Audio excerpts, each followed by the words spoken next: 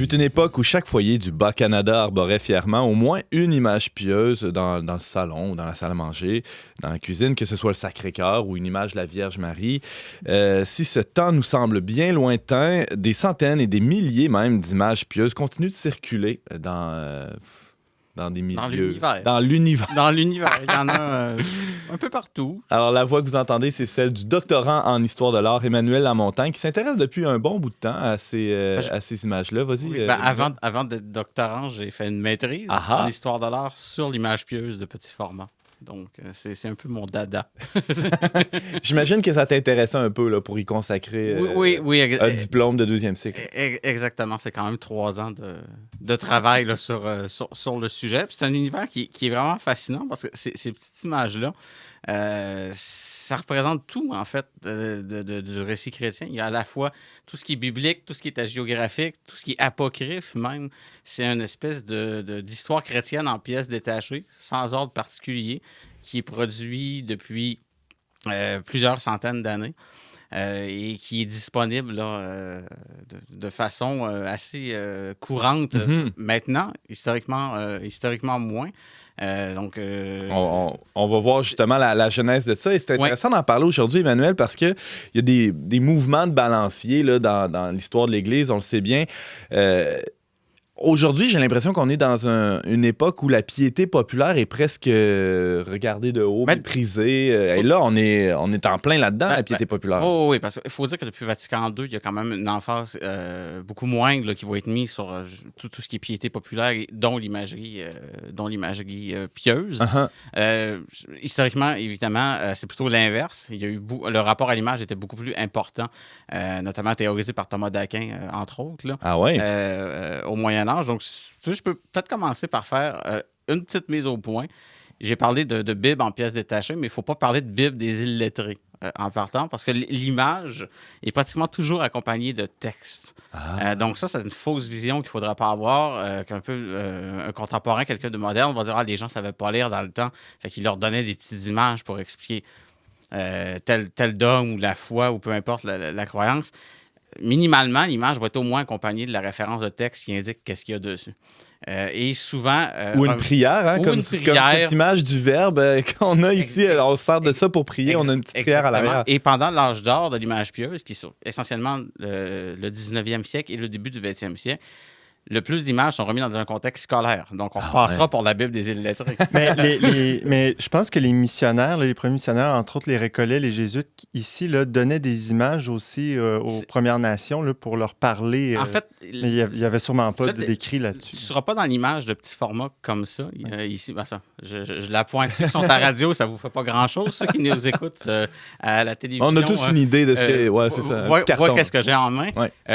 Pour l'évangélisation, ça va être plus une image de plus grand format. Ce ne sera pas de la petite image pieuse comme on connaît là, maintenant, si tu veux, qui a plus un côté didactique, comme on pouvait avoir, par exemple, quand nous, on était à l'école avec des cartes en géographie ou des choses comme ça, pour essayer d'illustrer. Depuis tantôt, on réfère à notre petite carte de prière du Verbe sur laquelle il y a le Christ pantocrator. Là, c'est pas une image pieuse, ça. Non. Parce que c'est une icône, oui et non. En fait, c'est ça. C'est pas dans le style sulpicien. Je vais commencer par faire une distinction qui est importante, c'est qu'il y a 2 types d'images dans l'imagerie chrétienne. Il y a l'image qui est narrative et il y a l'image qui est dévotionnelle. Donc, l'image narrative va être là pour accompagner explicitement le texte. Donc, par exemple, on va voir dans une Bible illustrée avec l'Arche de Noé, le passage où il y a l'Arche de Noé, il y a une Arche de Noé en dessin dans la même page ou dans la page d'à côté. Ben c'est ça. C'est que l'origine de l'image pieuse, en fait, c'est le livre enluminé au Moyen-Âge. Et tout d'abord, c'est narratif. C'est pas dévotionnel comme premier rôle. Donc, on a un Arche de Noé qui accompagne le récit, Noces de Cana, la Samaritaine, peu importe l'épisode biblique là, que vous pouvez penser. Donc, ça illustre le récit qui est mis en page, souvent dans la même page ou dans la page d'à côté. Mais là, on n'est pas du tout dans la piété populaire. Non. Les livres, à cette époque-là, c'était fait à la main, c'était réservé à une élite. C'est ça. C'est que l'image va s'émanciper petit à petit du livre. Ça ne représentera plus nécessairement quelque chose qui va accompagner le texte, qui va être écrit. Donc, ça va commencer par être un repère dans le livre, notamment dans tout ce qui est justement de livres, mais de livres de piété, qui est majoritairement possédés par les élites, parce qu'un livre, ça coûte très cher à l'époque. Donc, c'est l'équivalent de vous acheter une Rolls-Royce, là, à peu près, aujourd'hui, de faire un livre. Là, c'est parce que tout est fait, tout est écrit main, évidemment. Il n'y a pas d'imprimerie. C'est sur le matériel comme tel, c'est des peaux d'animaux, soit de l'agneau ou du veau. Donc, ça coûte une fortune. Et puis, c'est relié à la main, etc. Exactement. Donc, tout est fait main. Donc, c'est très, très, très dispendieux. Mais il va y avoir une demande parmi les élites au Moyen-Âge pour avoir des livres, si vous voulez, personnalisés, donc surtout des psautiers ou des livres d'heures, donc des livres de dévotion. Et là, à ce moment-là, on va avoir des images qui ne sont pas nécessairement en lien avec le texte qui vont se mettre à apparaître. Donc, vous pouvez avoir, par exemple, une Sainte Vierge entre les psaumes et tel autre livre où vous allez avoir, je sais pas, un Christ en croix au début d'un évangile, par exemple, qui n'est pas le début de l'évangile comme tel. Ce sera plus vers la fin, si ça accompagnait le texte. Je suis curieux de savoir, on a Édouard autour de la table qui a une expérience de l'Église orientale aussi. Il y a un tout autre rapport à l'image. Est-ce qu'il y a des images pieuses dans l'Église d'Orient? Il y a les images pieuses, mais elles ne sont pas utilisées de la même manière, mais elles sont aussi présentes. La question, c'est que précisément, c'est pour aider à entrer dans le texte ou pour susciter une réflexion. Et il y a des images qui font l'ornementation. À l'Orient, c'est très souvent les images iconographiques. C'est-à-dire les images qui portent le symbolique derrière. Ah ouais. Moi, je dirais même que les images pieuses en Occident portent un symbolique un peu plus détaché, tandis que les images en Orient portent toujours un symbolique. Mais au XVIIe siècle, même dans l'iconographie, il y a l'influence de la piété populaire et du monde de l'extérieur. Et donc, grâce à l'iconographie, on peut dire exactement ce qui se passait dans la société. Ah ouais, il y a des traces jusque dans les icônes. Ce qu'Edouard vient de décrire. Ça rejoint le côté dévotionnel de ce que tu disais. Fait, c'est que le rapport à l'image est différent entre l'Orient et l'Occident. C'est qu'en Orient, l'icône va être... c'est la représentation véritable, en fait. C'est l'idée plus du portrait, tandis qu'en Occident, on est dans l'interprétation artistique d'un sujet. Donc, l'imagerie, si vous voulez, n'est pas fixe. Les critères artistiques sont beaucoup moins sévères en Occident. Les couleurs, par Orient. Exemple. Les couleurs ou le fait que il va y avoir des attributs iconographiques qui vont rester... des codes iconographiques qui vont toujours être les mêmes. Le Christ, les cheveux longs, la barbe, ainsi de suite. Mais après ça, la toge rouge, la toge verte, la toge bleue, ça a beaucoup moins d'importance que dans l'Est. Tout à fait. En Orient, c'est précisément, tout est prescrit. Parce que tout porte la valeur symbolique. D'où l'idée plus du portrait véritable. Emmanuel Lamontagne, on a fait un rapide survol historique, là, mais on va devoir quand même faire un pas en avant. Encore aujourd'hui, en tout cas dans les deux derniers siècles, rapprochons-nous, pourquoi essentiellement on produisait des images pieuses? Ben, c'est d'abord le rôle mémoriel là, qui est là, c'est-à-dire de rappeler la figure qui est désormais invisible, qui n'est plus là, donc que ce soit le Christ, la Vierge, les saints, peu importe. Comme on regarde une photo de grand-papa sur le frigo? C'est un petit peu le principe. Là. Il y a l'idée du rapport visuel dans l'image dévotionnelle parce qu'il y a un lien émotif et il y a un pathos là, qui va s'attacher à ça. Puis, quand on regarde l'image, ça permet de réactiver le souvenir de ce qu'on regarde. Presque un rôle affectif. C'est ça. Ouais. C'est là qu'on distingue justement ce que je disais tout à l'heure par rapport à l'image narrative versus l'image dévotionnelle. C'est que l'image narrative, oui, le rôle mémoriel il est présent dans ce sens où si on connaît le récit, par exemple, la Samaritaine, et qu'on voit une image qui le représente, là, on se rappelle qu'on a lu l'Évangile ou qu'on nous l'a raconté, puis on est capable de faire le lien avec ce qui est représenté.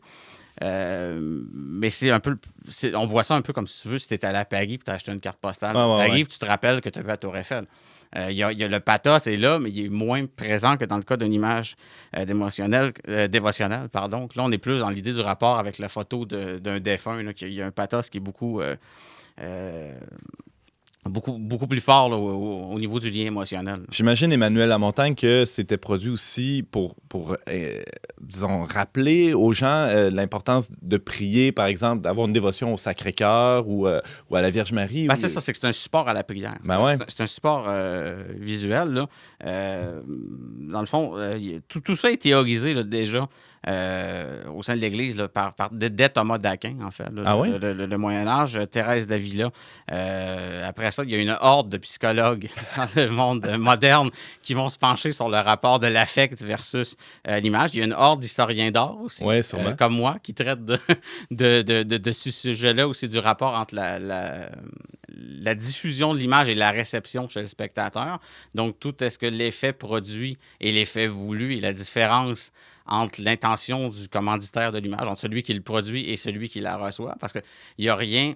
Il n'y a rien qui garantit que le message est reçu sans dissonance. Donc, d'où l'encadrement du contexte scolaire beaucoup, dans le cas de l'image religieuse ou du contexte où ça va être le curé du village, par exemple, qui va donner des images aux paroissiens, souvent aux enfants. C'est quand même majoritairement aux enfants, là, disons, à partir du 19e siècle là, que tout ça va être donné. Tu parles de dissonance, ça peut être quoi la différence, par exemple, entre l'intention de la production de l'image pieuse, l'intention initiale de celui qui l'a fabriqué et comment c'était reçu et utilisé dans les foyers au Canada, par exemple? Oui, c'est que pour l'Église, il y a des utilisations dans la piété populaire, si tu veux, que l'Église n'a jamais recommandé. Il y a des choses un petit peu... il y a des choses un petit peu loufoques qui vont être faites. Je pense, entre autres, aux images pour les usages thaumaturgiques. C'est-à-dire que les gens vont appliquer l'image sur une blessure, un peu comme le même principe là, que les gens plus âgés se souviennent peut-être les huiles, huile de Saint-Joseph, huile de Sainte-Anne, ces trucs-là. Ou avec les statues, on peut faire ça aussi. Ou avec tourner Saint-Joseph quand on ne reçoit pas la faveur obtenue. Ou mettre Saint-Joseph, je pense, la tête en bas dans le jardin pour vendre la maison, là, ou des trucs comme ça. Il y a un paquet d'usages un peu bizarres qui vont donner de relever de la piété populaire. Mais il y a aussi, dans ça, il y a quand même un rapport qui est très personnel à l'image. C'est-à-dire que l'image peut être simplement une des utilisations, en fait, et c'est le souvenir de sa propre vie, de sa propre existence. Parce que si on reçoit l'image pour commémorer un événement, par exemple, un baptême, première communion, un mariage, une ordination sacerdotale et tout, bien évidemment, l'image regarde le spectateur, le possesseur de l'image, voit, par exemple, le Sacré-Cœur pour le Sacré-Cœur, mais aussi comme souvenir de sa première communion. Tandis que moi, qui n'ai pas reçu cette image-là, je le vois comme un Sacré-Cœur. Clairement. Tout simplement. Édouard? Mais la question, l'utilisation bizarre de l'image même dans la production, j'ai toujours un exemple dans ma tête, c'est que quand Sainte Bernadette Soubirous a vu la Vierge à Lourdes. Évidemment, après, il fallait faire l'image de la Vierge. Et le sculpteur, il a rencontré Bernadette à plusieurs reprises. Et Bernadette lui a parlé, qui elle a vu, comment la dame a été. Et le sculpteur l'a écouté, et après il est parti. Il a fait cette fameuse image de la Vierge de Lourdes, les yeux tournés vers le ciel, dans le geste, les mains jouant, tout est lancé vers le haut. Il dévoile la statue devant Bernadette, et Bernadette regarde et dit « Mais c'est pas ça ce que j'ai vu, hein ?» Il dit « Non, il dit, premièrement, les mains de la Vierge étaient ouvertes, et deuxièmement, elle n'a pas regardé le ciel, elle a regardé moi, dit Bernadette. Et donc, par contre, dans l'image pieuse de Notre-Dame de Lourdes, c'est toujours la Vierge lancée vers le ciel, avec les mains jointes.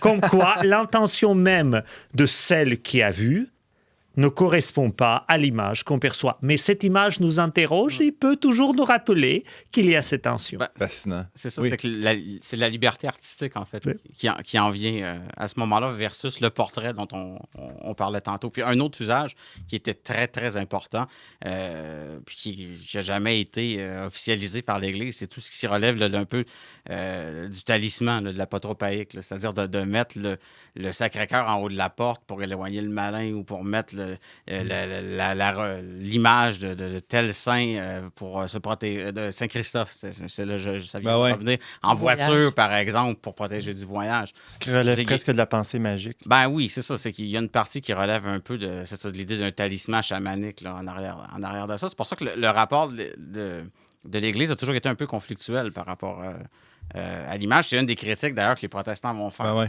dès les débuts de la Réforme. Même si, de tout temps, cette religiosité naturelle-là peut être élevée à une religiosité... Exactement. D'où le fait que l'image a toujours été permise dans l'Église catholique, parce qu'il y a un... Comme un tremplin vers, oui, il y a un pouvoir, chose, exactement, vers autre chose, mais l'image ne doit pas devenir objet du culte en elle-même. C'est-à-dire que, là, je dis l'image, c'est large, là, ça peut être l'image de la statue, ou peu importe la représentation. Je veux dire qu'il ne faut pas voir la statue du Sacré-Cœur comme ce qu'elle représente. Là. Ce n'est qu'un support dévotionnel pour stimuler la prière et non l'objet du culte qui à rendre. Rapidement, Sophie, tu as une question? Oui, j'avais juste une petite question. Je ne sais pas si tu es au courant, mais l'imprimature qu'on voit des fois sur des images, est-ce que c'est pour le texte ou l'image aussi? Les deux. C'est pour les deux. C'est que l'image va être... l'imprimature, en fait, c'est que ça vient mettre un sceau comme quoi que c'est licite pour l'Église. OK. Donc, s'il y a une imprimature, par exemple... on ne pourrait pas mettre une image de Mickey Mouse avec une prière derrière. Oui, c'est ça, exactement. Ça ne marchera pas. Il faut que ça soit faut que ça reste... Oui, il y a une liberté artistique, mais ça reste quand même dans certaines limites par rapport au texte et à ce qui est représentable iconographiquement. C'est fascinant. On avait promis de parler de cartes de hockey, mais on comprend bien que c'est comme les cartes de hockey de la foi catholique. C'est un peu le même principe. C'est le même principe en ce sens où qu'on représente... Emmanuel Lamontagne, on peut lire ton texte sur les cartes d'hockey de la foi sur notre site leverbe.com. On peut te lire aussi régulièrement, t'entendre à On n'est pas du monde. Je rappelle qu'il y a des doctorants en histoire de l'art, spécialistes des images pieuses. Merci beaucoup, Emmanuel. Merci. Au revoir. Au revoir.